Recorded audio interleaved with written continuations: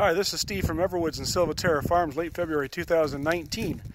We're at our home farm that we call Walnut Ridge Farm, and we're in a real interesting spot here that I was talking about previously in regard to early succession sumac and how we can manage sumac and walnut for future timber. This tree behind me is an edge tree along an old fence line. And this is a tree that was left to grow from previous owners for whatever reason. It probably has fence in it. That's probably the reason why it's still here. It's about 35 inches in diameter, about this height off the ground. We will eventually be harvesting this tree because there's a lot of younger progeny from this tree and other trees growing just around the drip line or beyond the drip line of this tree that can be nicely released if and when this tree is harvested. But we don't want to harvest it just yet.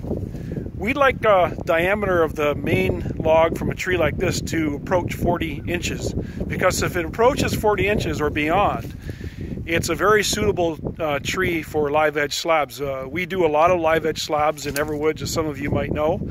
And when a main log like this gets to be 40 inches and above, it's very ideal for single piece tabletops and therefore quite valuable. So we're going to wait a bit. We're monitoring this tree. We're going to continue to measure its diameter at about that height over the next number of years and see what kind of growth we get. And then eventually we'll harvest this tree, and we're simultaneously managing the young seedlings and saplings in around this tree and in behind here.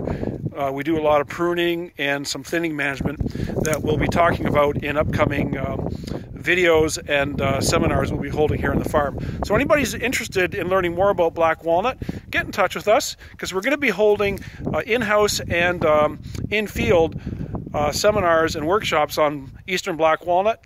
And we're very interested to meet you and to let you know what we know about black walnut and work together to develop a future for many generations to come. Thanks for watching.